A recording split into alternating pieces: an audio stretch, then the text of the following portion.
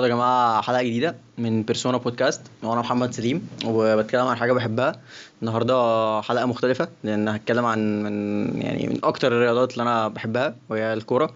معايا النهارده جاست من اتقل الكوتشز في ساحه الكوره وفي فيلد الكوره. معايا كوتش بدأها صح ومكمل صح. معايا كوتش واخد يويفا بي لايسنسد فوتبول كوتش وفوتبول كوتش اديوكيتور ومرن فرق كتير ناشئين شباب وحاليا فيرست تيم. معايا عمر لاشين. ازيك يا كابتن عمر؟ سليم، عامل عامل ايه؟ ايه؟ كله ايه تمام. الاخبار؟ الحمد لله. مبسوط ان انت جيت بجد، انا مبسوط يعني أوي. متحمس للحلقه دي جدا. يلا بينا. احكي لي بقى بدأت ازاي وعملت ايه وكده. بدايتي مع الكوره جت. دايما بحكي القصه دي، بس انا بدات اتفرج على كوره مثلا وانا عندي 7-8 سنين. م.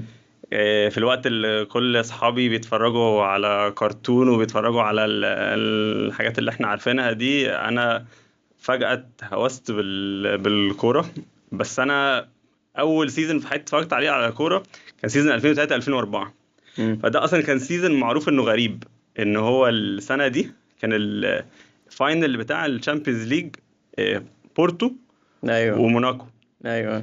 فانا كبرت وتربيت فاكر ان دول احسن فرقتين في العالم، وبلعب بيهم في بلاي ستيشن وبلعب بيهم، وبتفرج عليهم وبتابعهم، واحسن والاكتر لعيبه بحبها في الفرقتين دول وبتاع. لحد ما والدي شرح لي ان دول مش احسن فرقتين، بس عندهم احسن استراتيجي واحسن فكر واحسن احسن مدربين فرقتين في السنه دي يعني. واحسن فرقتين في السنه دي. بس هو في السنه دي كان موناكو منظمين قوي وعندهم لعيبه اكشلي راحوا في كذا حته، م. وعندهم ديدي ديشام اللي هو دلوقتي مدرب منتخب فرنسا، وبورتو كان مورينيو. م.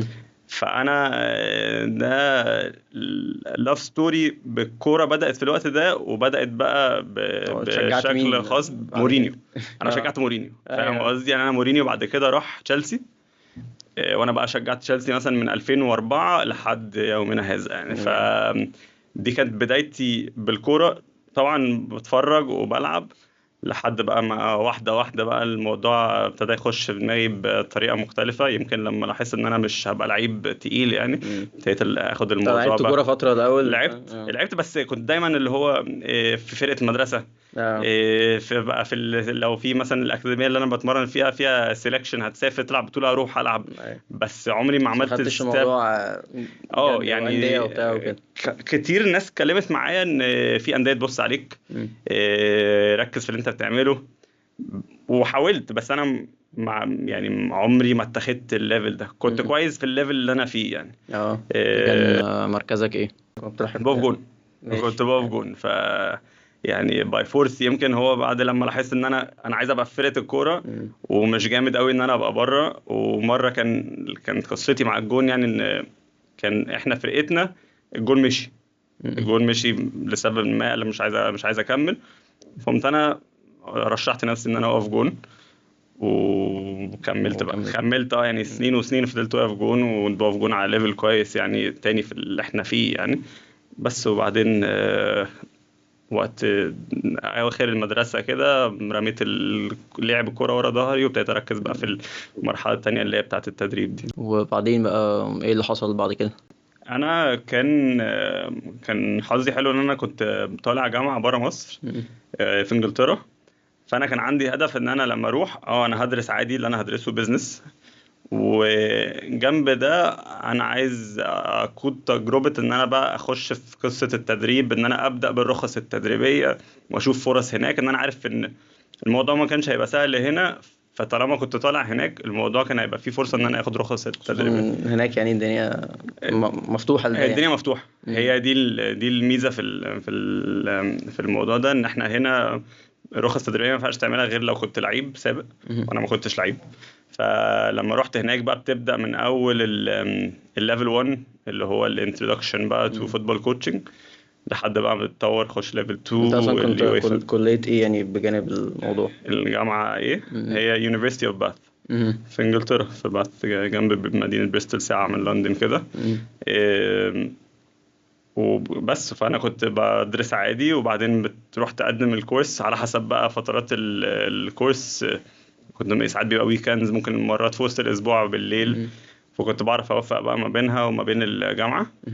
بس طبعا اكسبيرينس حلو. وده بقى رحت بقى بنيت حاجه ورا حاجه هناك، وبدات ادرب هناك برضو. كان عندك كام سنه مثلا؟ 18 سنه يعني 18 كنت سنه وقت صغير ما يعني.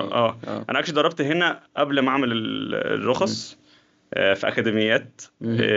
ضربت هنا في اكاديميه اندرلخت. بس كنت اللي هو مثلا في الصيف، في كريسمس بريك، في حاجات كده اروح اشوف يعني سيزون كامل لا مثلا. لا كنت بروح لو في فرصه ان انا كنت ببقى هناك. يعني انا بدات الرخص تدريبيه مثلا تاني سنه وانا هناك.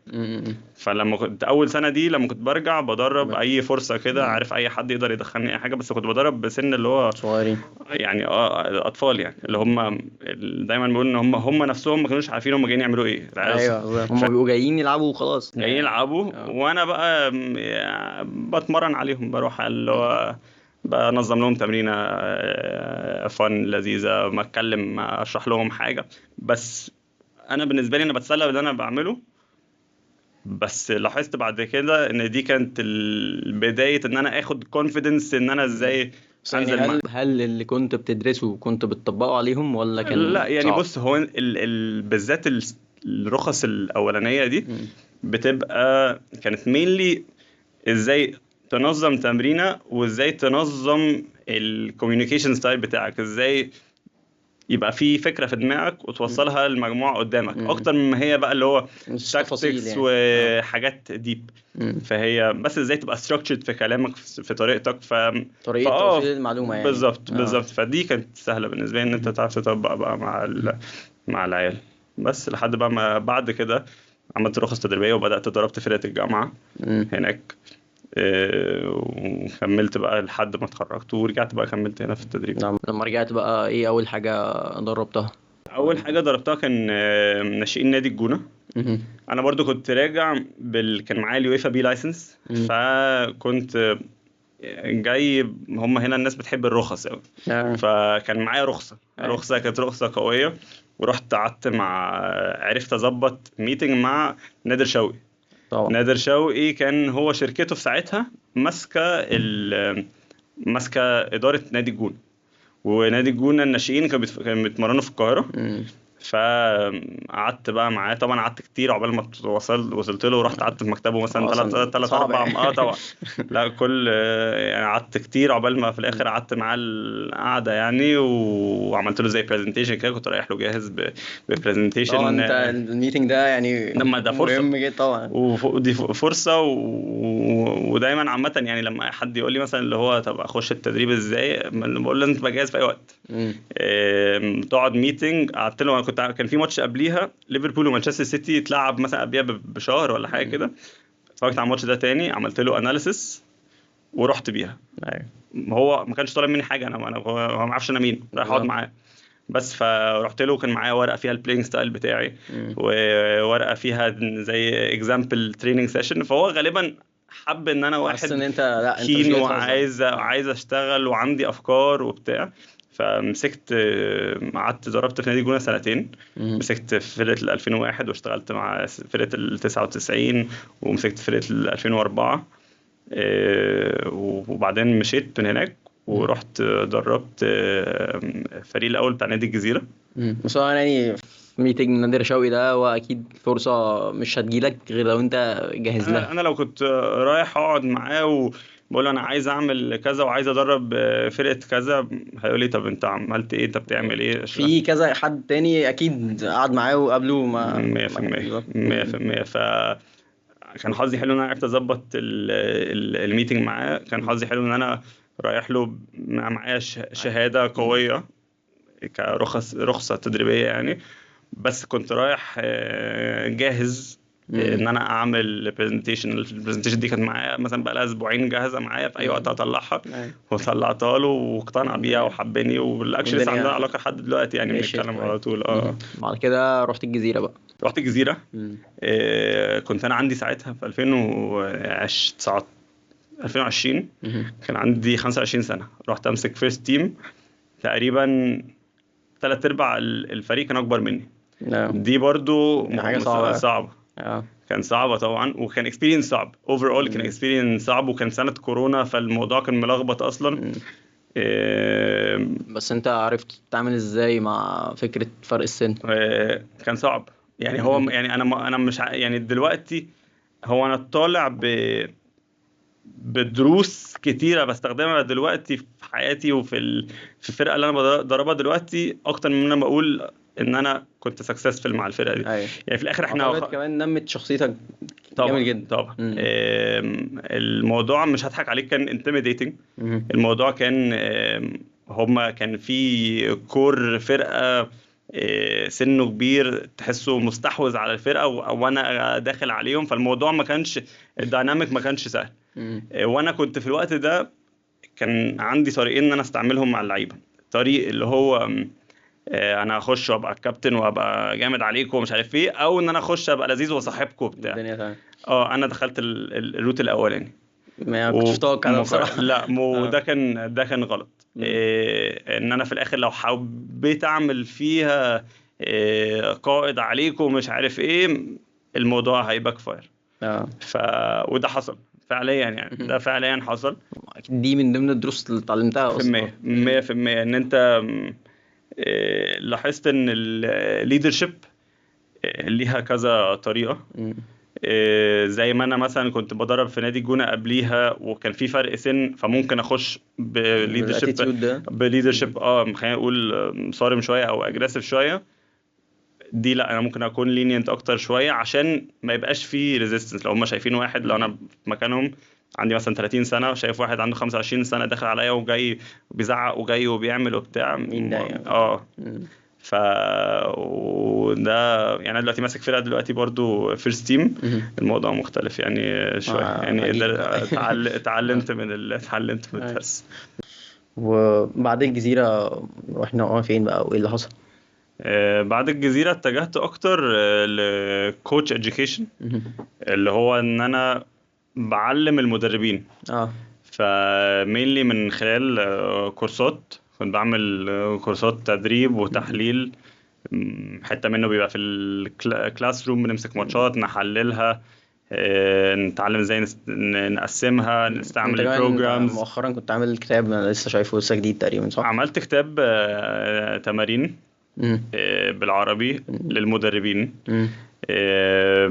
فانا حاولت اتجه اكتر في حتة ان انا عايز اطور المدربين والتدريب في مصر. احنا مدربين بالذات اللي هم ما كانوش لعيبة قديمة، مش متاح ليهم الرخص التدريبية اللي هنا في مصر، وبيبقى صعب بالنسبة لهم ان هم يلاقوا ريسورسز او مراجع اونلاين، حاجة يقدروا يفهموها ويستنشقوها بلغتهم بطريقة من مدربين شبههم يقدروا يفهموهم. فانا لقيت الجاب ده وحبيت ان انا اخش ان انا اقود فيه. حتى هتلاقي عندي على الانستجرام مثلا بشرح ده، مثلا بيطلع لقطات من كورس عندي ان انا بشرح communication styles مختلفة، بشرح tactical references مختلفة.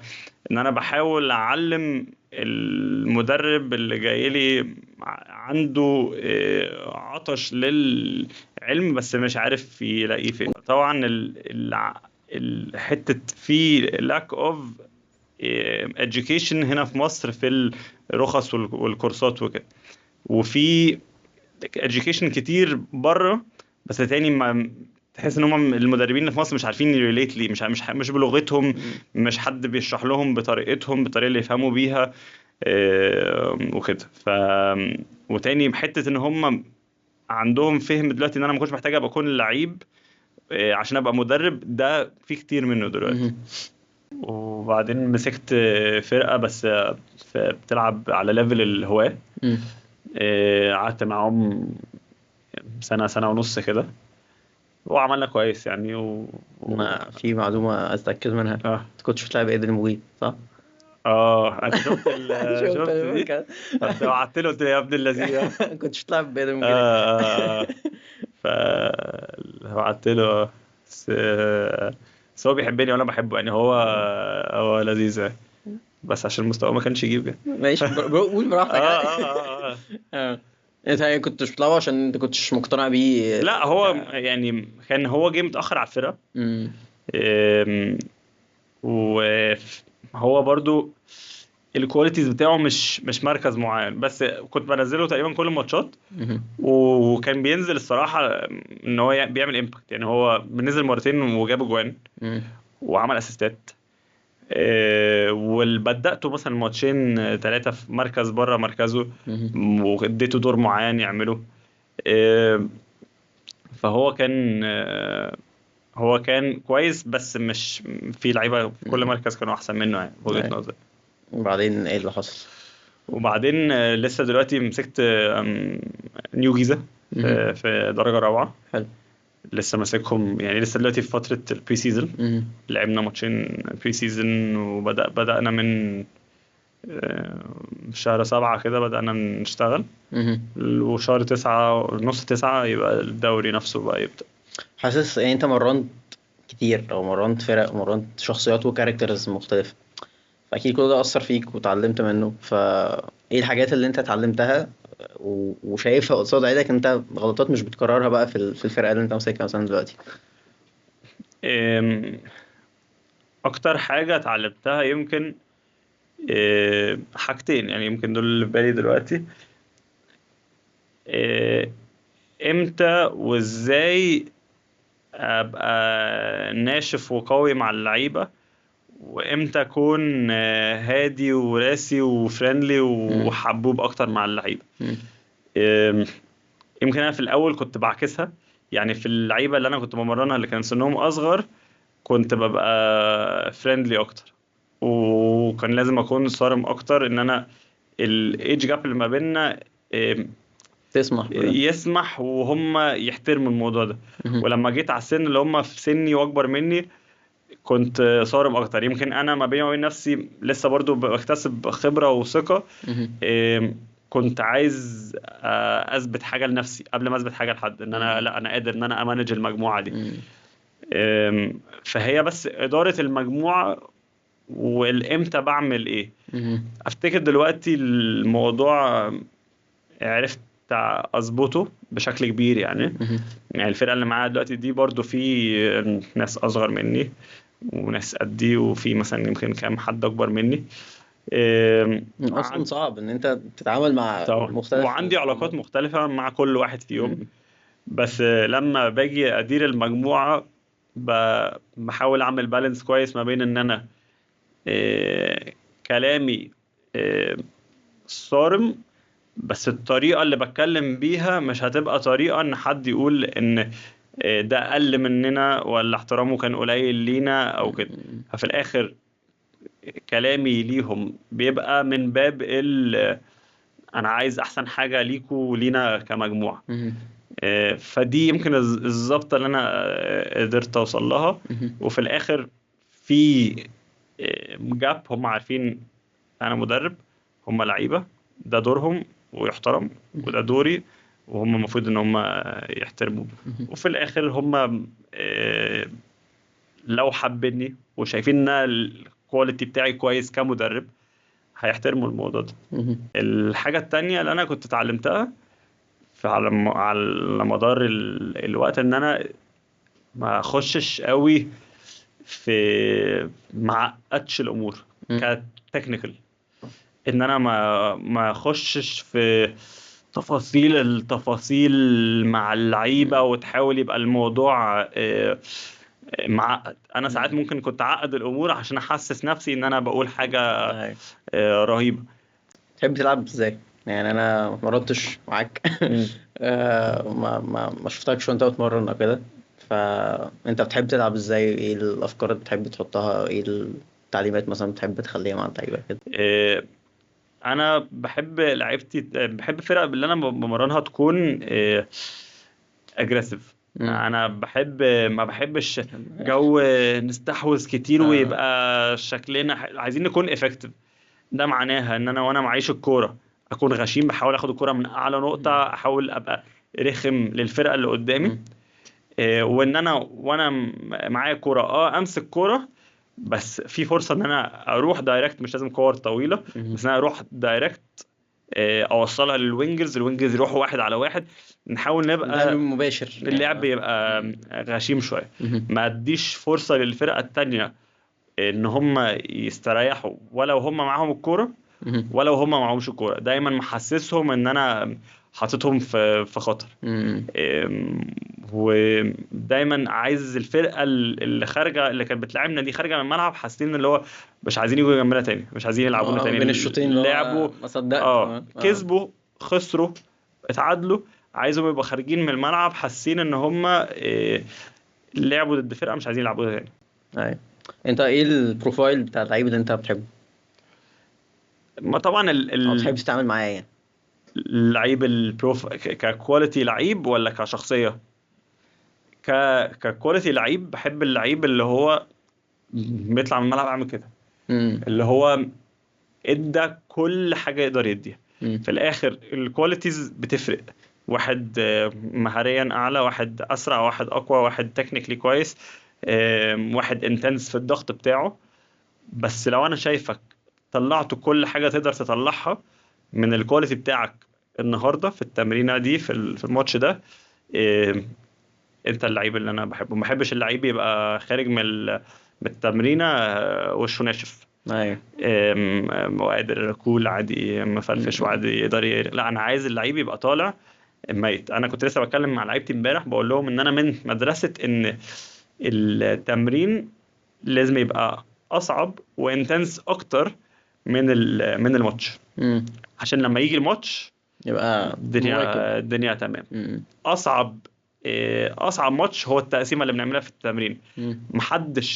مفيش منافس يقدر يديك اجريشن. الاجريشن والانتنسيتي دي اللي احنا بنديها لبعض في التمرين. مم. فهو ده اللي انا بحاول ازرعه جوه اللعيبه. فبس فدي حاجه من اول يوم وانا بحاول ازرعها جوه اللعيبه، ان احنا لو في الاخر عملنا البالانس ما بين تكنيكلي كويسين وعندنا الاجريشن الكافي، لا هنعلى من المراكز اللي هم كانوا فيهم قبل كده. الحاجة التانية، النوع اللعيب اللي أنا بحبه كشخصية هو اللعيب اللي عايز يتعلم. مم. مش لازم يجي آخر كل تمرين يقول لي كابتن أنا كنت كويس في إيه وما كنتش كويس في إيه وقول لي إزاي أعمل كده، بس لما أنا أتكلم يستوعب. أكون شايف في عينه لا، أنا عايز أستفيد من اللي الراجل ده بيقوله. اه. ومش بس أستفيد، أنا هجرب اللي هو لسه قايله لي دلوقتي هجربه في الكرة اللي جاية أيا كان مركزك إيه. يعني انت بتحب الابداع بس في المحيط اللي انت حاطه، ما يبقاش بره. بالظبط، إن انا في الاخر انا مش عايز اخلق كوبيز. انا النهارده ممكن امسك 3 فرق مختلفين، الوينج الشمال هنا هيبقى مختلف على الوينج الشمال هنا، على الوينج الشمال هنا، وانا في الاخر مش عايز اخد منك شخصيتك، مش عايز اخد منك مم. البصمه بتاعتك. individual characteristic بتاعتك. مم. انا عايزك تدي الحاجه اللي عندك بس جوه الستراكشر اللي انا بديه لك. حاسس ايه اكتر حاجه انت بتحبها في شخصيتك؟ أم، بحب يعني انا بقول ان انا عندي ثبات انفعالي عالي، مم. مش شخص رد فعل ايموشنال، شوف حاجه اتجنن واتعصب وما بقاش شايف قدامي واشوف احمر وكده، لا. مم. دايما بحس وعندي احساس داخلي بان كل حاجه ليها حل. مم. حاجه حصلت غلط مش ما بزعلش قوي، مم. وفي نفس الوقت لو حاجه حصلت حلو ما افرحش قوي. في الزون اللذيذ ممكن ازعل شويه وافرح شويه. مم. بالانسد بس ودايما حاسس ان انا in control of احاسيسي. ممكن حد تاني يبص يقول ده مثلا بارد، مم. بس انا في نفس الوقت لما بتحط قدام مشكله بشكل عام، يعني بتحط قدام مشكله ببقى قادر ان انا اتحكم في اعصابي واعرف اتعامل مع مش الموضوع. سريع الغضب يعني او كده؟ مش سريع الغضب، لا. مم.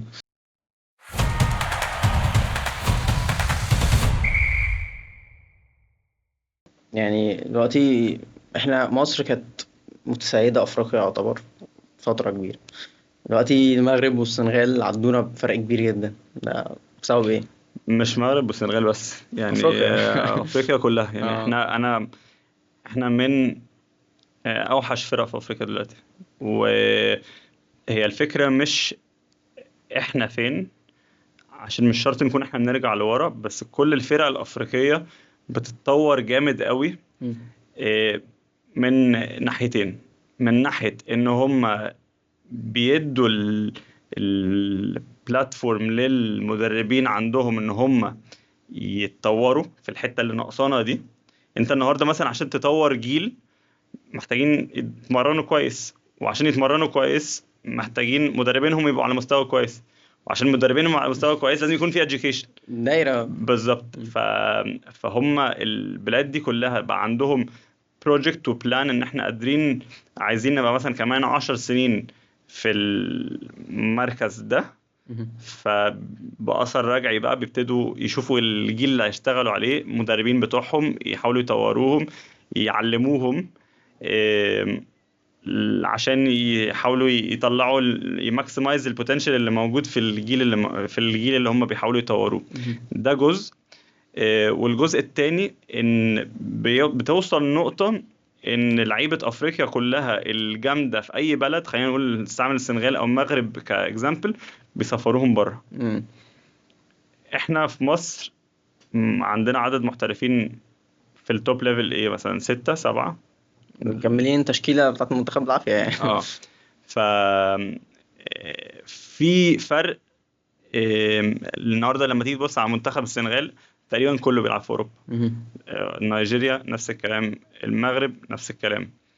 فدول كلهم من اول سنه مثلا 17 18 19 بيبقوا exposed او مفتحين على التمرين على مستوى عالي، فاسيلتيز على مستوى عالي، النظام صارم بتاع انا مكرس حياتي كلها للكوره.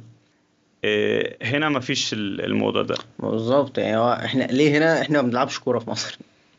هقول لك ليه. عشان في فلوس كتير قوي هنا في الكوره في مصر. فانا النهارده لو انا لعيب مصري وهيجي لي اكس وجاي لي فرقه في بلجيكا هتديني نص اكس، هفضل هنا في مصر. انا ليه هروح واخد التجربه ان انا ممكن احتمال انجح وساعتها اوصل بقى للليفل اللي احنا من شايفين بقى فيه صلاح ومرموش وكده. ده واحد من عدد. فيقول لك لا انا خليني هنا، مش لازم اخد مخاطره ولا اتغرب ولا اصفر عيلتي، انا قاعد هنا في وسط اهلي والدنيا ومشهور وبتاع وباخد فلوس كويسه قوي وعايش حياه ما كنتش احلم بيها.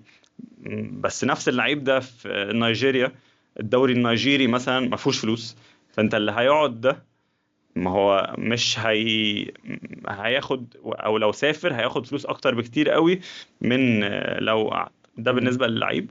وبالنسبه للانديه، ان الانديه في غانا مثلا بيقبلوا بان اللعيب يبقى ب 75,000 دولار و100,000 دولار، وانت هنا اقل لعيب مقابل ده وبيفحت نفسه في الملعب عشان يطلع بقى، عشان يلاقي احسن. هم متقبلين ان هم يبيعوا لعيبتهم ب 100,000 دولار. انت لو حد فرقه في البرتغال عرضت على اللعيب هنا في الدوري المصري 100,000 دولار، النادي هيقول له لا روح العب بعيد، انا محتاج 10 اكس الرقم ده عشان اطلعه من عندي. فاللعيبه بتفضل هنا في مصر، برغم ان مثلا في مصر يعني 90% من اللعيبه ماتش و10 لا، عشان مفيش ضغط. يعني خلينا نقول ان مثلا لو في دلوقتي مثلا 17 18 نادي في الدوري، في يمكن 3 4 انديه هم اللي ليهم جماهير، الباقي شركات بشكل عام يعني. فانت الشركات دول ما لهمش جماهير. فانا النهارده مثلا لو لعيب في نادي من انديه الشركات دي ولعبت وحش، مين اللي هيجي يهاجمني؟ محدش فارق له. ما حدش هيجي لي تحت البيت ويعمل لي بتاع، ولا يجي لي في الاستاد بتاع التمرين بتاعي ويشتمني فانا مش عليا ضغط، مش مهتم. مش انا وضميري عايز اطلع اللي عندي وابقى لعيب، احاول اسمع واروح من الفرقه اللي انا فيها دي واروح مثلا العب بوتنشلي في اهلي وزمالك، ولا انا مرضي باللي انا فيه وتمام وكده وكده باخد فلوس كويسه.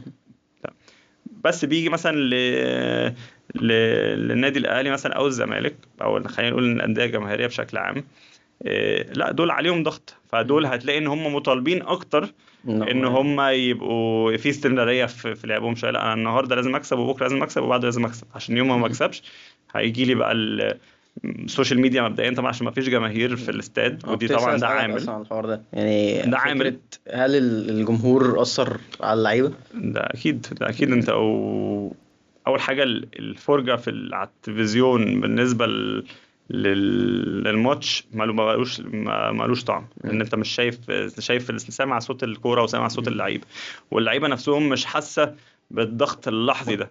هم ممكن يحسوا بحد بيقول لهم حاجه في الشارع او سوشيال ميديا او حاجه اتقالت في الجرايد او اونلاين، بس ما فيش الضغط اللي هو دخل فيها جون، لا انا في جماهير في ظهرك بتشجعك. يمكن دلوقتي في ماتشات افريقيه هتلاقي فرق حماس في الملعب ما بين ماتشات الدوري وماتشات افريقيا. مم. وساعات بقى ممكن تيجي عليك بالعكس، ان مثلا انت معظم اللعيبه دي ما بتلعبش في الجيل ده كله تقريبا ما لعبش عمره قدام جماهير، يجي في بطوله افريقيا مثلا كاس افريقيا مثلا مع المنتخب، مم. يجي يلاقي مثلا 20,000 واحد في الاستاد ولا 30 ولا 40، ركبه بتخبط في بعض. حاسس ان احنا نقدر نعمل حاجه بالسكواد ده مع حسام حسن. احنا هنقدر نعمل حاجة، بس مش عشان سكواد جامد ولا عشان حسام حسن جامد، عشان انت النهاردة دلوقتي بياخدوا يمكن 9 فرق أفريقية لكأس العالم. مم. دلوقتي كأس العالم ما بقاش 32 فرقة، بقى 48 فرقة. فهو أي جيل منتخب مصر في أي وقت مع أي مدرب المفروض هيخش ان هيخش كأس العالم اه بس انا مش وتبقى. قصدي على كاس عالم، يعني مش قصدي اه ان احنا نتصعد لكاس عالم، اه قصدي ان احنا نعمل حاجه، يعني نحقق حاجه فعلا، سواء افريقيا سواء كاس عالم، نوصل يبقى شكلنا كويس، يعني اي حاجه. آم، أنا حاسس إن اللي هيخليك ممكن تعمل كويس إن أنت عندك لاعبين، واحد اسمه صلاح التاني اسمه وواحد اسمه مرموش. مرموش. ايوه. دول لو فايقين وفي فورمتهم، دول جيم تشينجرز. مهم. دول انت مش محتاج تلعب حلو عشان واحد فيهم يحط جون يخلص لك بيه ماتش. لو منظم شوية وحد فيهم فايق، مفروض تكسب اكتر ما تخسر. مهم. آم، هي بس الفكرة دلوقتي ان انت معظم فرق افريقيا تقدر تاخد وتدي معاها، ودول يبقوا الديفرنس. مهم. بس لما تيجي تلعب الفرق الكبيرة، خلينا نقول زي المغرب والسنغال مثلا، إيه، لا هيبقى صعب. مهم. انا مش شايف ان احنا حاليا في النقطة اللي احنا فيها النهاردة دي ان احنا نقدر ننافس معاهم. دول بقى لهم سنين وسنين في بروجكت كبير شغالين صح، وشغالين صح مع مدرب واحد مكملين معاه وفي إيه، استقرار، الدنيا تمام بكل شكل من الاشكال. انت عندك موضوع مختلف إيه، والدوائر كلها الناشئين بالشباب مش عارف كلهم بيخدموا على مشروع واحد وهدف واحد بالظبط. يعني انا النهارده مثلا احنا منتخب الاولمبي بتاعنا مهم. وصل سيمي فاينل الاولمبيكس في ايوه. الصيف اللي فات، ايوه. صح؟ في كام حد فيهم طلع؟ مفيش غير ابراهيم عادل مثلا اللي منور شويه. صح. المفروض ان انت لو ماشي صح وعامل بروجكت، نص الفرقه دي كانت تكون طلعت. مم. هو ده اللي هتلاقيه تبقى دلوقتي معتمد عليها يعني. المفروض مم. آه، عشان خلاص دول اللي المفروض ده يبقى جيلك بتاع الفتره الجايه، كاس خصوصا انت العالم، اصلا، كاس العالم بتاع السنه بالظبط، الجايه. خصوصا انت اصلا معدل اعمارك عالي، انت بالظبط. مش صغيرين يعني. بس فعشان كده هو الموضوع بيتدار بالحب شويه. مم. فحسام حسن ما كانش معمول له بلان ان هو يكون موجود، كان المفروض يكون روي فيتوريا اللي هو المدرب مم. اللي قبليه، بس ما عملش عشان ما عملش كويس في بطوله افريقيا اللي فاتت فمشي. مم. جابوا حد تاني، كان المفروض يجيبوا واحد اجنبي، بس ما نفعش فجابوا حسام حسن. فالموضوع بيتدار كده، ممكن الموضوع يسيب وممكن يخيب. مم. لو خاب فده طبيعي، لو صاب يبقى بالحظ. مم. فاهم قصدي؟ ليه اغلب اللعيبه في الدوري المصري ما عندهاش فكره التحرك بدون كوره؟ يعني انا بجد ببقى متجنن لما الاقي مثلا ماتش بين اهلي واي فرقه في الدوري مثلا عادي، مم. انت بتلعب في الاهلي او بتلعب في الزمالك، يعني المفروض في باص، فانت بتتحرك عشان تفتح مساحه، عشان تخلق فرصه، عشان كده. اللعيبة في مصر عامة بشكل عام تكتيكيا ضعف. ليه؟ تاني ده بيرجع للتعليم اللي خدوه كلعيب ناشئ، امم. وده بيرجع ان المدربين اللي كانوا بيعلموهم مش كواليفايد ان هم يطوروا لعيبة، عشان ما خدوش رخص تدريبية. والسايكل اللي احنا الجيل اتكلم القديم من المدربين يعني. والسايكل اللي احنا خدناها دي قبل كده بس هو المدرب ده خلي بالك، انت ممكن تكون لعيب جديد او لعيب قديم بس ما تعرفش مش مدرب كويس. ايوه. فدي حتة منها تالنت، ان انت تكون فاهم الكورة على ليفل معين، وحتة منها education. مهم.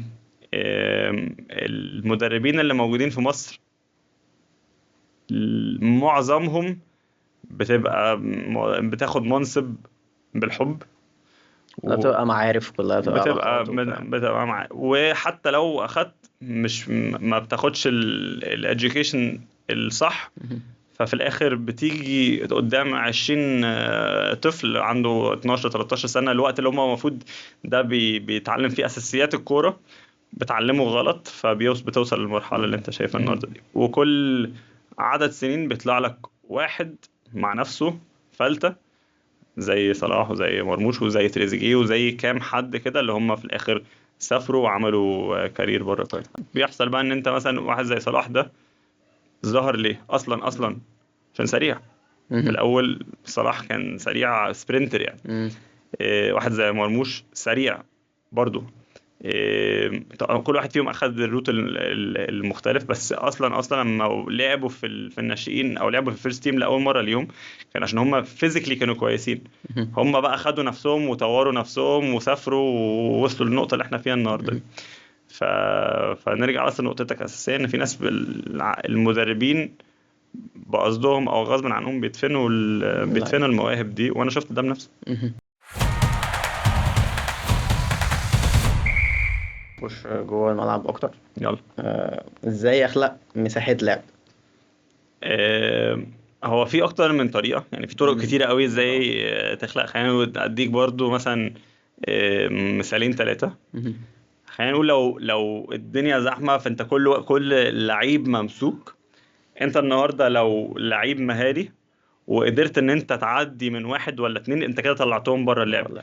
اجباري حد تالت محتاج يجيلك، معناه ان حد تاني فاضي. مهم. فاهم قصدي؟ ولو حد بصيتها للحد اللي فاضي ده، لو حد راح له معناه ان حد تاني فاضي. فانت كده بان انت تعدي واحد ولا اتنين بتفك التكتل او الزحمه الدفاعيه اللي ممكن يكون مهم. فرقه هو ده تانية. بقى الحل الفردي. ده الحل الفردي. مهم. في حلول جماعيه مثلا زي الروتيشنز، ان انت واحد يبعد عشان يفتح مساحة، والتاني يقرب لك في المساحة اللي مفتوحة دي. واحد يقرب لك فيجيب واحد معاه فيفتح مساحة في ظهره، وحد تاني ياخدها. مهم. دي مثلا طريقة. وفي طريقة بوزيشنال اكتر، ان انت بس يبقى البوزيشنز بتاعتك انك وينجرز مفتوحة فاتحة قوي بره الملعب. فانت الفرقة المنافسة يا اما هيدافعوا على المفتوح كده فهيسيبوا مساحات في النص، يا اما هيسيبك من اللعيب المفتوح ده ويدافع جوه، فاللعيب اللي بره ده عنده مساحه، ان انت في الاخر محكوم بمساحه ملعب. فانت يا اما هتستخدم المساحه كلها، او انت بتحاول تستخدم المساحه كلها وانت معاك الكوره. فالفرقه التانية يا اما هتحاول تدافع عن المساحه كلها، فاجباري هيكون في مساحات في النص، مهم. او هتحاول تضيق المساحه ما بينهم وبين بعض ويبقى في مساحات بره. فهي دي بقى فرق كتير قوي بتحاول تلعب اللعبه دي يعني. مهم. ده معناه ان احنا في مصر ما بنعرفش نطلع بالكورة، بش... عشان احنا معتمدين على لعيبة هي اللي تطلعنا بالكورة. بشكل كبير. مهم. بشكل كبير في لعيبه قليله قوي لو احنا بنتكلم على ازاي تخرج من الكرة من تحت، اللعيبه قليله قوي اللي بتعرف تعمل كده مهم. بطريقه فيها استمراريه يعني. ليه أسامة أبو علي كان طفرة في الدوري المصري؟ وانت كده كده احنا عندنا مشكلة في المهاجمين، وكده كده بقى لنا سنين جدا مش لاقيين مهاجمين تاني، يعتبر من بعد عماد متعب مثلا. اه فليه ايه الفرق؟ يعني ايه اللي عند وسام قوي نور قوي فعمل الجاب ده بينه وبين اي مهاجم تاني؟ اسامه ابو علي عنده، يعني انا بقسمها لثلاث حاجات. اول حاجه ان هو اتاسس في اوروبا، مهم. فهو اوريدي عنده تكنيكال ابيليتي على عنده اللي انت ليفل لسه على قايله. ليفل على ليفل عالي. مهم. تاني حاجه ان هو فيزيكلي كويس، هو سريع هو قوي، فدي حاجة هو مولود بيها. والحاجة التالتة ان هو برضو دي ممكن تكون حاجة ربانية، ان هو عنده الثقة في نفسه، تحسه هو بيلعب بدل ما هو مثلا متر 80 تحس انت باصص عليه تقول ده 2 متر مم. كتر هو بيلعب بثقة. مم. فالثلاث حاجات دي لو دمجتهم جوه بعض في المهاجم بالذات بيطلع لك اللي انت شايفه ده. مفيش مهاجم في مصر عنده الثلاث حاجات دول. بشكل كبير لا، يعني مفيش، يعني في لعيبة عندهم حاجات معينة مم. وبس كمان بيفقدوا الاستمرارية. وهتلاقي عشان كده دايما هداف الدوري مثلا بيبقى عنده 13 جون 15 جون 16 جون، بس في الدوريات التانية هداف الدوري ده بيخلص ب 30 يعني و32 و35 جون. وسام نفسه جه في نص موسم جاب 18 جون او جاب.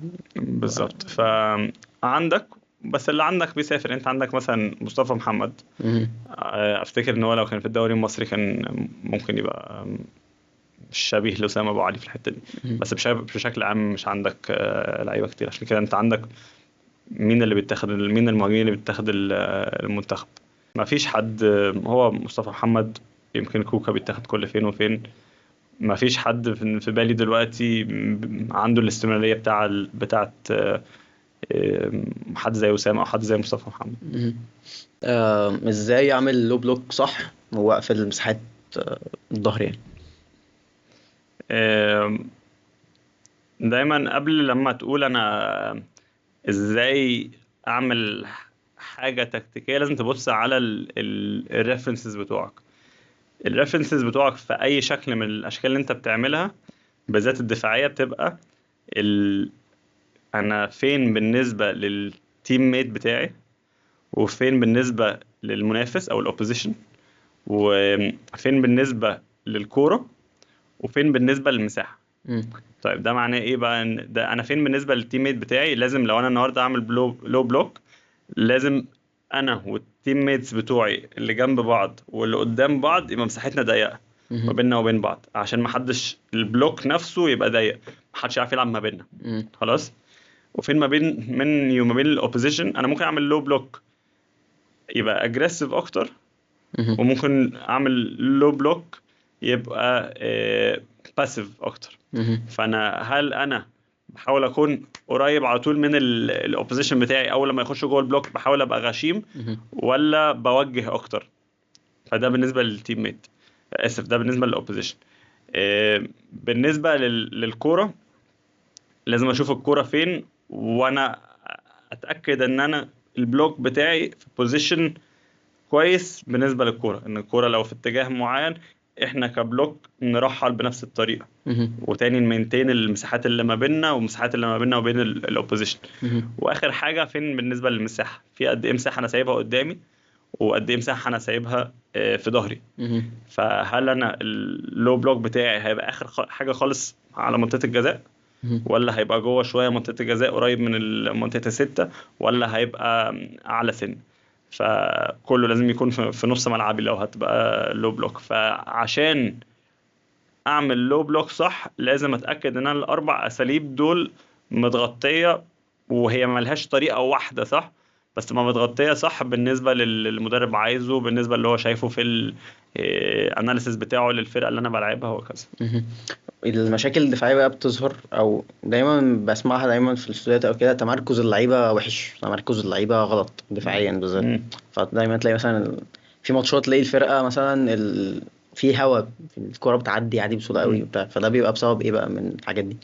عشان الفرقه مش بتبقى منظمه ما بينهم بين بعض، بالذات البلوك الدفاعي ده ممكن يبقى بلوك عالي متوسط او واطي، مهم. بس لازم نبقى الفرقة كلها شغالة في، خلينا نقول 20 متر في 20 متر. مم. عشان لو احنا انا وانت واقفين جنب بعض وحد عدى منك، ابقى انا في جنبك او في ظهرك على طول. مهم. لو عدى مننا احنا الاثنين يبقى في واحد ورايا، ولازم يبقى المساحات. بس البلوك لو واسع هيبقى في مساحات ما بيننا، مهم.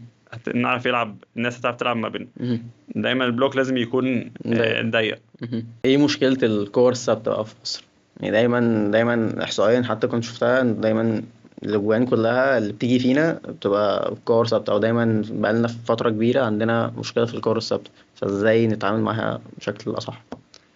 هي حاجة تنظيمية يمكن أكتر حاجة، بس بشوفها إن مفيش فرق كتيرة بتهتم بالكورة الثابتة كأنها شق مهم في الكورة بشكل عام. يعني ممكن يهتموا واحنا معانا الكوره شكلنا ازاي واحنا معناش الكوره شكلنا ازاي، وفي الهجمه المرتده مثلا اول لما نقطع الكوره واول لما يتقطع مننا الكوره نعمل ايه. بس في شق خامس اللي هو بتاع الكور الثابته ده، آه، في فرق كتير ما بتهتمش بيها او ما بتديهاش حقها، مع ان مم. احصائيا ربع الاجوان اللي بيخشوا بيبقوا من كورة كور ثابتة. ثابته. مهم. ف... ليه فهي ده دي بيحصل؟ محتاجه تنظيم، عشان في ناس مثلا بيبقوا فاكرين ان هي حاجه ليها دعوه بالاطوال. مهم. احط اطوال كفايه، انا مش محتاج اتمرن، مع ان فيها تحركات كتير، فيها بلوكينج صح، فيها ان انا اكون مركز مع الكوره ومع اللي انا ماسكه. لو انا بدافع فيها تحرك معين، لو انا اللي بهاجم. وهتلاقي ان في فرق آه، زي مثلا ارسنال دلوقتي تسيدت الكور ثابته، عندهم نسبه كبيره قوي من الاجوان بتاعتها اللي هم بيخشوا يعتبر لعبهم كله كور بالظبط. ثابتة. ودي حاجه انا ما بقللش منها، دي حاجه كويسه. طبعا محتاج يبقى عندك لعب. يبقى اللعب المفتوح برضو يبقى عندك نفس الاهتمام بيه. بس ما ينفعش تستقل بشق مهم. مهم كده خصوصا ان هو ممكن يفك لك لعب او يفتح لك ماتش يعني فاهم. ويخلص لك ماتش، مم. يخلص لك لو فاينل ممكن يخلص 1-0 كرة ثابتة. مم. وهي دي التفاصيل اللي ممكن تفرق. كل ما بتركز في التفاصيل دي اكتر، كل ما هتعلى اكتر كفرقة يعني. مهم. ايه اهمية دور مركز 6 في الملعب وربطه يعني وربطه للثلاث خطوط؟ أم، افتكر كان كرويف قبل كده قال عايز تشوف الفرقة دي بتلعب ازاي، بص على اللعيب رقم 6 بتاعهم. مم.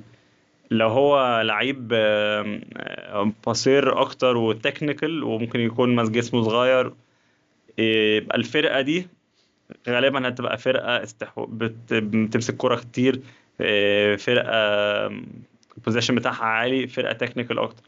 لو بصيت على رقم 6 ده ولقيته حد غشيم وأجريسيف وفيزيكلي عالي، معظم الوقت الفرقة هتبقى غشيمة وأجريسيف بنفس الطريقة. في لعيبة دلوقتي بتعرف إنها عندها الاتنين. مم. فمثلا رودري في مانشستر سيتي مم. عنده حته الفيزيكال وعنده الحته التكنيكال، عشان مم. كده ودي مش سهل ان انت تلاقيها، عشان كده هو اخد اخر بالون دور، وعشان كده مانشستر سيتي ممكن تكون احسن فرقه في العالم. مم. جرافنبرتش بتاع ليفربول يب. عنده نفس الحته بالظبط، فيزيكلي عالي قوي مم. وتكنيكلي كويس قوي، ما بين الدريبلينجز الابيليتي والباسنج ابيليتي، وفي نفس الوقت فيزيكلي بيعرف يقطع الكوره وبيعرف يخش في الالتحامات. فهو لعيب محوري في كل فرقه. يعني دايما لما بتيجي بتبني فرقه، من الحته الاساسيه اللي انت بتركز فيها ان انت تجيب لعيب كويس او انت توظف لعيب كويس في الحته دي، مم. هو اللعيب رقم 6. مم. صلاح ومرموش هيأثروا ازاي على الكرة المصرية؟ هيأثروا احنا دلوقتي بقى في احساس ان احنا نقدر. أيوة. طب ما عندنا لعيب اهو، لعيب بيلعب في اكبر نادي في العالم، عندنا لعيب تاني في تاني اكبر نادي في العالم، من اكبر الانديه في العالم يعني. ف مش ان هو واحد بس فلتة وراح اللي هو صلاح وانجز. لا، دلوقتي بقى في لعيب تاني، وايه المشكله ان يبقى في لعيب تالت ورابع لحد ما انت خلاص دلوقتي بقى عندك احساس انا عندي هدف، مش بس ان انا ابقى لعيب كوره هنا في الدوري المصري. ايه المشكله ان انا اروح واخد جيرني صعب زي ما هما الاتنين خدوا، مم. والحلو واقعد كمان ان هما سنين محدش شايفني، مم. وفي سنه سنتين اعمل موسمين كويسين واوصل للحته مثلا اللي مرموش فيها. والحلو كمان ان هما الاتنين من كوميونيتيز مختلفة تماما ومن مناطق مختلفة هما تماما. الاثنين مم. هما الاثنين ده من سوشيال كلاس. مم. فده مش شايفين ان في ناس كتير قوي بتبقى مقتنعه ان لازم عشان تبقى لعيب كوره جامد تبقى انت بقى بتلعب كوره في الشارع وكوره شراب والدنيا ماديا اقل، عشان يبقى عندك صعوبات وعندك مم. تحدي كبير وكده. القصة اللي هي وده وارد، بس في نفس الوقت ايه المشكله ان انت تكون طلعت في ماديا اعلى شويه، الصعوبات في حياتك اقل شويه ماديا. طبعا ما نعرفش كل واحد حياته شكلها ازاي يعني، بس في الاخر انت طالما عندك الاحساس الداخلي والدافع الداخلي ان انا عايز اوصل لحته عاليه مهما كان ظروفي، ايه المشكله؟ فانت دلوقتي آه، ده هنا موتيفيتد ناس وادى ناس دافع، وده هنا موتيفيتد ناس وادى ناس دافع. وفي الاخر خلى ان اي حد دلوقتي عند اي لعيب كوره ناشئ بقى مش بس باصص ان انا عايز العب فريق اول هنا، لا انا عايز اطلع بره، ولو في اي حته مش كبيره، بس لو رحت ودوست على نفسي ممكن سنه ولا سنتين الاقي نفسي في حته عاليه. مهم. مين اللعيب اللي فعلا يستحق الضجة اللي عليه دلوقتي من وجهة نظرك يعني؟ أم، افتكر امام عاشور. مهم. هو راح الدنمارك وكان نفسي يكمل، وانا كنت مقتنع ان هو لو كان راح وكمل سنة ولا سنتين كان هيبقى في البريمير ليج، والمشكلة ان هو كان يبقى في الفرق الكويسة هناك.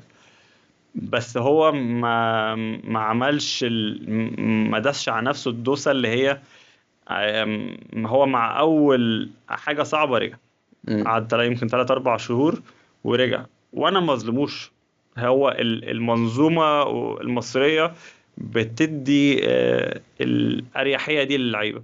ما هو كده وكده هيبقى هنا في الأهلي زي ما احنا قلنا قبل كده مشهور، هو نجم الدنيا وبتاع نجم، ماديا هيبقى تمام، وحقه ان هو في الاخر هو عايز هو يبقى ماديا تمام، وعايز يبقى ياخد باله عن اهله، وفي نفس الوقت يكون مستريح. مهم. ممكن في لعيبه كتيره ما تبقاش عايزه تدوس على نفسها الدوسه الزياده دي وتاخد مخاطره، وفي الاخر هيروح يقعد في الدنمارك وممكن ما ما يوصلش. يوصلش.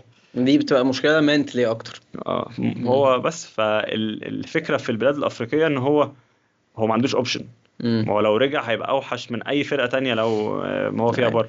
فانت عندك هنا في مصر عندهم الراحه دي شويه، فانت مهم. لازم تبقى انت عندك حاجه داخليه ان انا ماليش دعوه باي حاجه انا سايبها هنا في مصر، انا رايح اوصل للي انا اوصل، لو وصلت تمام، لو ما وصلتش على الاقل انا جربت. مهم.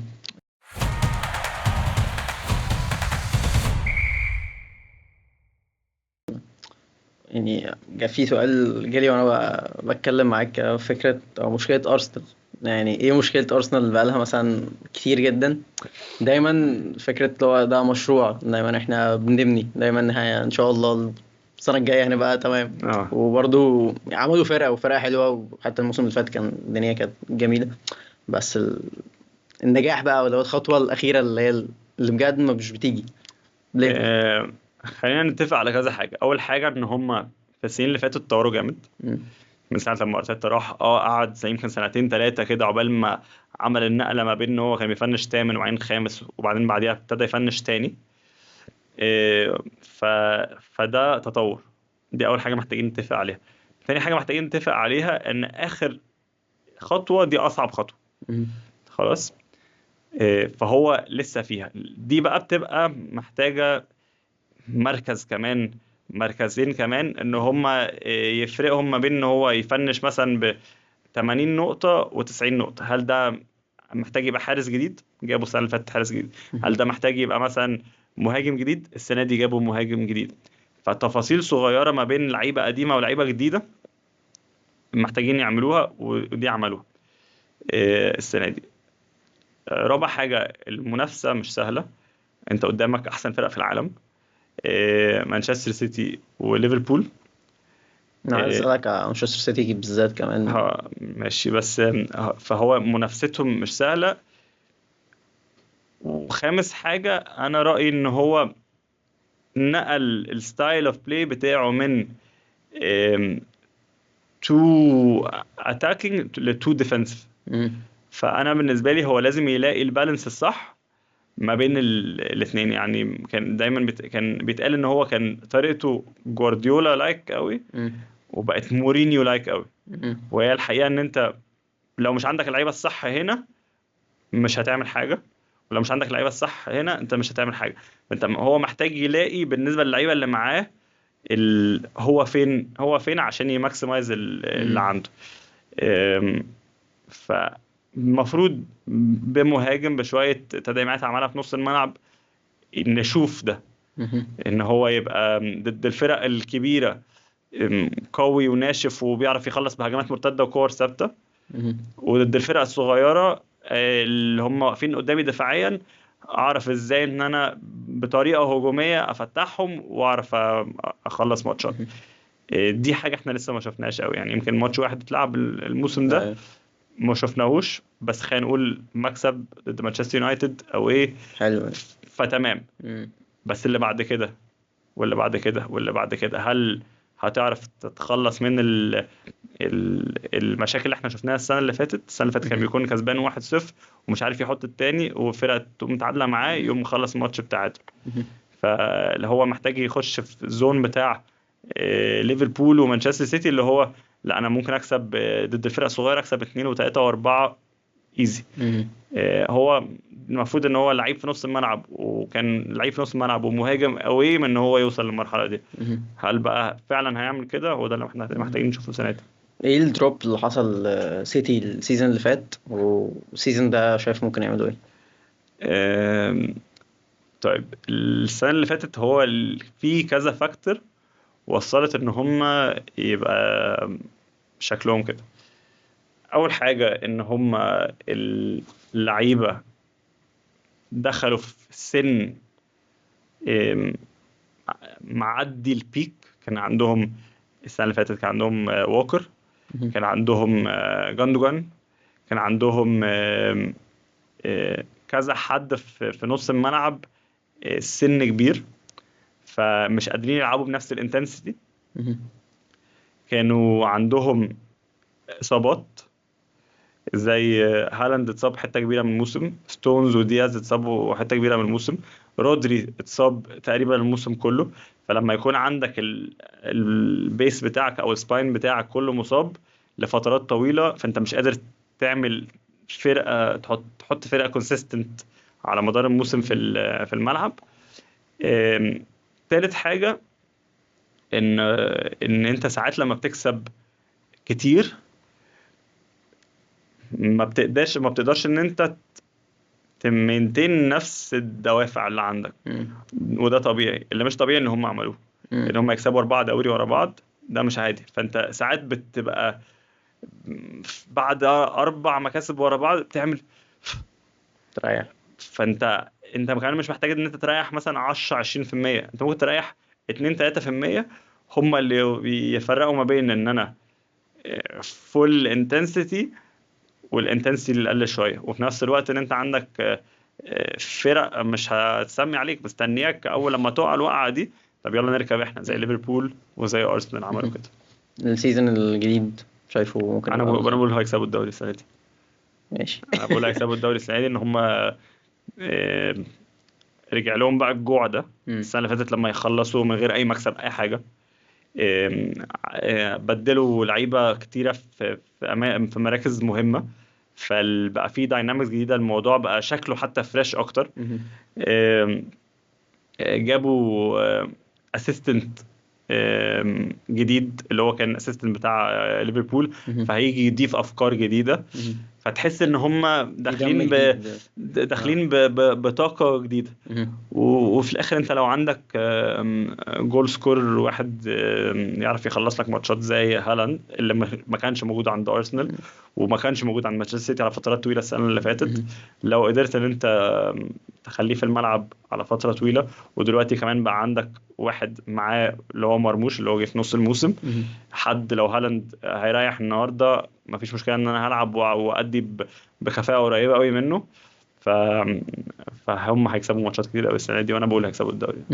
ماشي. اتمنى ليفربول بصراحه يعني، بس قشطه. شايف حاسس صلاح هيعمل ايه مع ليفربول الموسمين اللي جايين دول؟ إيه، اصل فكره ان انت تبقى مستمر السنين دي كلها بريمير ليج وانت التوب، انا كل سنه بخاف يعني، كل مم. سنه بخاف يحصل دروب، يحصل حاجه، بس ما شاء الله. هو وارد طبعا اي حاجه، بس هو مفيش مؤشر للموضوع ده. مهم. هو دلوقتي كمان بقى efficient اكتر واذكى اكتر في شغله في الملعب. مم. هو ما بقاش الجرايه الرايح الراجع اللي مش عارف ايه، بقى لمستين ويحرك الكوره، وان تاتش. وانس يتحرك صغير ويلاقي نفسه قدام الجون ويخلص. دلوقتي كمان بقى عنده اتاكينج تالنت اكتر حواليه، فهيعرف ليفربول السنه دي هيخلقوا فرص اكتر مما خلقوا السنه اللي فاتت، وفي ناس كرييترز اكتر حواليه، فهو هيلاقي نفسه اكتر اقل. انا بقول ان هو هي اسيست بتاعته هتقل شويه، بس انا بقول ان الاجوان بتاعته ممكن تفضل في قريب من نفس الريتم بتاعه قريب يعني. من نفس الحته يعني. انا حاسس ان هو يعني مدرك ده، هو بيتعامل على هو اساس هو سنه، وبيتعامل على ذكي، اساس هو ذكي جدا، مم. هو ذكي جدا، وهو محطوط في بوزيشن ان سلوت ما بيحطش عليه ادوار دفاعيه قد ما بيحط على لعيبه تانية، فهو بيوفر مجهوده للحته اللي قدام. واحنا الفرقه كلها اعتقد دي اصلا كانت المشكله مع كلوب في اخر موسم ليه، اه صح؟ طبعا في وسط حاجات كتيره، بس سلوت ما عندوش مشكله، اللعيبه التانية ما عندهمش مشكله، وصلاح عاجبه كده، ف عشان في الاخر ارقامه ما بتكذبش يعني. مم. فانا بس خايف على ليفربول بشكل عام، مم. ان انا مش حاسس ان هم هيعملوا سيزون، مع انهم جابوا لعيبه كتيره السنه دي في في مراكز مهمه، بس انا بقول ليفربول هيقعوا عشان انا حاسسهم، وده اللي انا شفته بس يمكن من الكوميونتي شيلد اول ماتش، حاسسهم مفتحين اكتر شويه، مش عندهم البالانس بتاع الهجوم والدفاع. مم.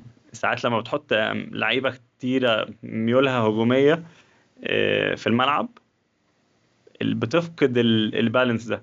فانت النهارده ممكن تحط 4 ويخش فيك 3، بكره ممكن تحط 3 ويخش فيك 4، مم. فهتلاقي عندهم ماتشات كتيره قوي مفتحه، هيحط فيهم هيدخلوا جوان كتيره، هيدخلوا جوان كتيره، بس كتير قوي هيخش فيهم جوان كتير قوي برضه.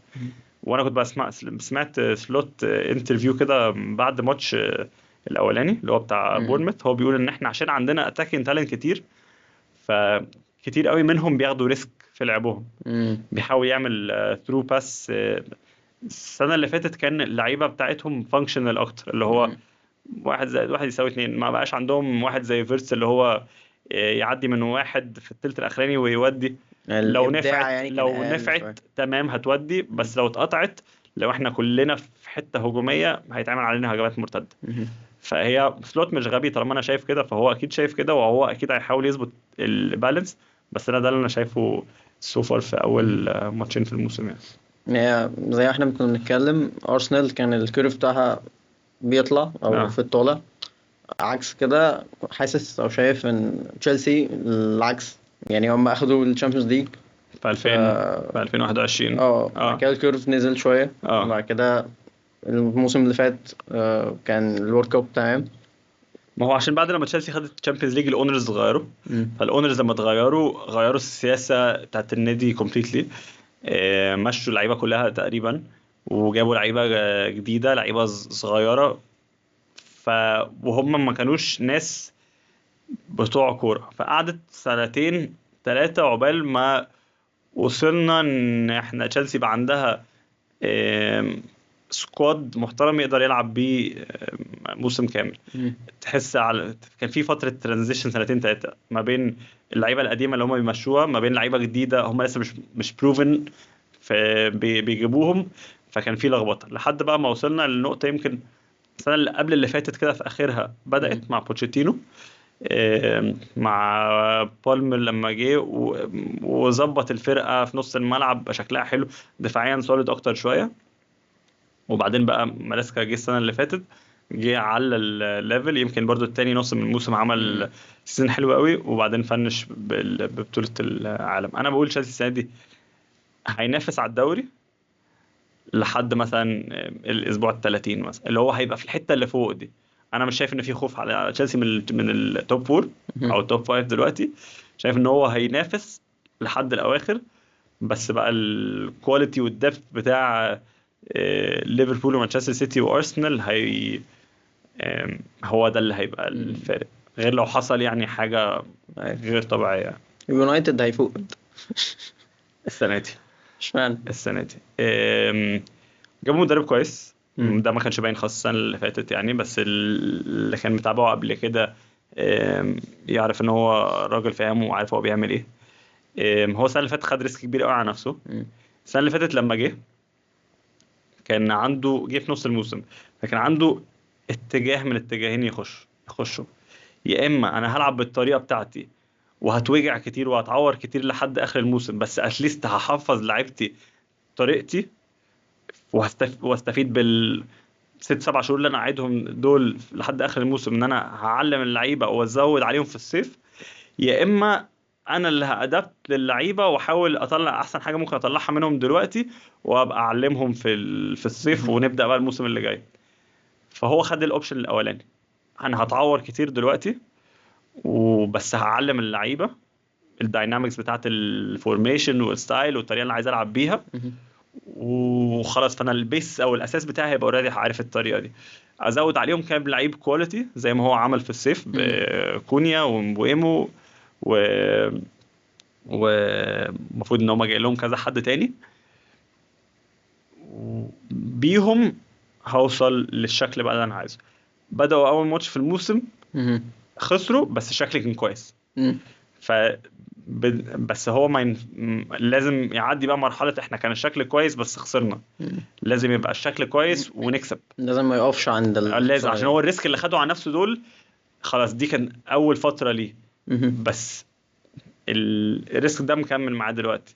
لو هو بدأ الموسم مثلا اول 10 ماتشات كان مثلا خسر 6 وكسب 4، لا انا خلاص الناس هتطالب ان هو يمشي. فهو لازم اول 10 ماتشات دول يكسب معظمهم، يبدأ الموسم بشكل كويس عشان الناس تقول انت السنة اللي فاتت تعبتنا وعورتنا كتير، بس هو بس دي هي الإفادة في بتاعتها النهاردة. أيوة. بس شايف مين ممكن يكسب كأس العالم الجاي؟ آم، انجلترا. اشمعنى؟ اول حاجة عشان نفسي انجلترا يكسبوا. مم. تاني حاجة إن عشان هما بقالهم شوية قريبين من ان هم يكسبوا بطولة. يعني مم. خسروا يمكن في اخر 4 بطولات، خسروا في كوارتر فاينل و2 فاينل وسيمي فاينل، فهم قريبين. جابوا مدرب انا شايفه احسن مدرب في العالم في النوك اوت تورنمنتس، مم. اللي هو توخل. راجل بتاع تفاصيل قوي وبيعرف يلاقي نقطة ضعف في المنافس ويستفيد منها. عندهم جيل جيل الناشئين بتاعهم بيكسب بطولات، فأي حد هيطلعوه من الجيل ده هيبقى حد اوريدي عنده الاكسبيرينس والخبرة بتاعت ازاي اكسب تورنمنت. فدي هتبقى اضافة كويسة للعيبة اللي اوريدي موجودة، وهم عندهم لعيبة كواليتي عالي. طبعا المنافسة في كأس العالم هتبقى صعبة وبتبقى بظروف بطولة، مين مصاب مين فورمته حلوة. آه، بس I think في كذا فرقة ممكن تبقى من تنافس، بس I think انجلترا ممكن يبقى عندها فرصة كويسة اتمنى يعني. ماشي. آه. شايف لو انت اللي هتدي البالون دور دي لمين؟ براحتك يعني. ما هو انا مش شايف ان في حد مم. 100% بتاعته السنة دي. مم. نفسي صلاح زي ما نفسنا كلنا هتكون صلاح. مم.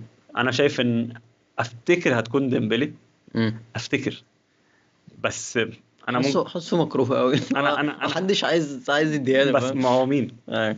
انا حاسس ان انا ممكن اعمل كيس لصلاح زي ما ممكن اعمل لديمبلي. مم. مفيش حد واحد كل حد يقدر يتفق عليه. يعني غالبا هتبقى اكتر سنة متوزعة كتصويت. افتكر ديمبلي عشان هيبقى هو واحد انجز كل حاجة مع النادي، كسب مم. وكان مهم قوي في تحقيق كل البطولات دي. بس يعني ربنا يسهل تبقى صلاح يعني. يا رب. دي فرصة كويسة بالنسبة له يعني. مم.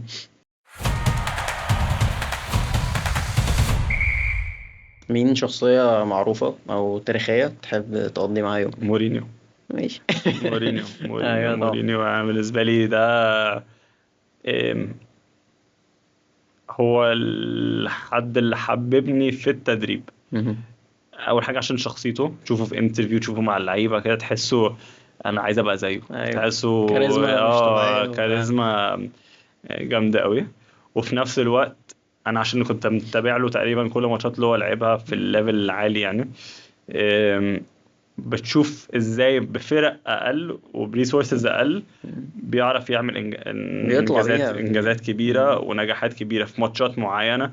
ازاي وظف لعيبته ان هو يماكسمايز البوتنشال اللي عنده، ويحاول ان هو يلعب على الاوبورتونيتيز او الثغرات اللي عند المنافس.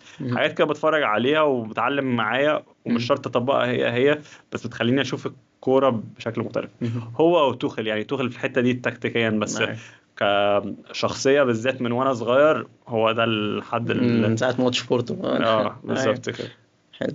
ايه اكتر آية او كوت انت بتحبها او بتعمل بيها يعني في حياتك، او مبدأ يعني انت بتمشي بيه في او انا مش بتاع كوتس قوي، بس عندي في كوت كروي وغير كروي بحبهم يعني. في كوت انا مش عارف بتاع مين، بس هو سمعته مرة وساعتها هو علق معايا. هو the biggest room in the world is the room for improvement. آم، فان انت بس هي فكرة ان انت عمرك ما تكتفي باللي انت عامله بالحتة اللي انت فيها، دايما في اكتر، والاكتر ده ملوش اخر. والحتة التانية الكوت الكروي دي قالها توخل، ودي انا ماشي بيها، اللي هي we will build the team that no one wants to play against. انت قلتها حتى نص كلام. يعني انت عايز تبني الفرقة ان محدش عايز يلعب ضدها.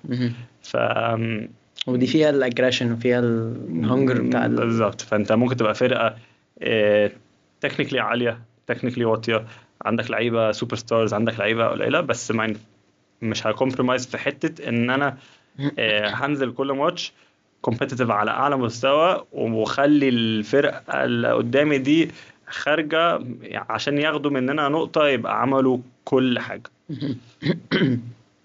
تحب تسأل ايه اللي بعدك؟ السؤال هو ايه الحاجة اللي حصلت لك في اول 5 سنين في حياتك وخلتك تبقى في المكان اللي انت فيها النهاردة في الرياضة بتاعتك؟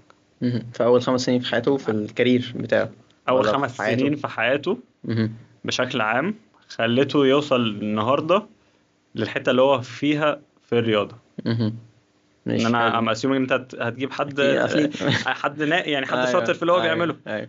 فاللي وصله ايه هو ايه اللي وصله النقطة دي، بس في اول في ال early stages في حياته. حلو. عامة بحس دايما اصلا السنين دي هي اللي بتفرق كتير قوي يعني طب في النشأة دي، اكتر اصلا سنين بتفرق ممكن حد يبقى بالنسبة له ان هو tough upbringing خلته ان هو يكافح وعايز يساعد اهله whatever. ممكن حد بالنسبة له ان هو شاف حاجة معينة من هو صغير وعايز يطبق، يعني كل واحد بقى. تحب تشوف مين هنا في البودكاست؟ آه، عندي هو صاحبي كريم زكي، عنده شركة analytics واسسمنتس performance assessments يعني، اسمها سترايد.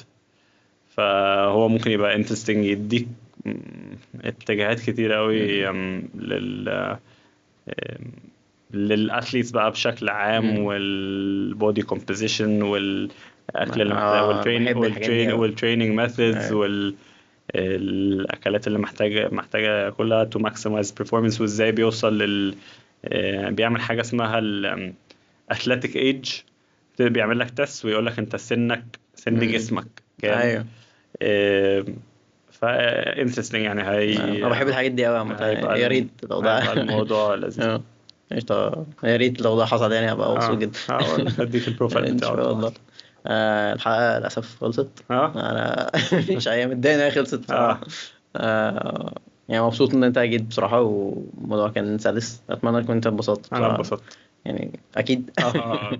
مبسوط جدا، ويا رب كمان تكونوا انتوا استفدتوا واتبسطتوا، وان شاء الله اشوفكم في حلقة جديدة. وبس كده. مش عارف اشكرك ازاي. حبيبي حبيبي. يلا سلم بقى على الناس في البتاع، يعني اي حاجة.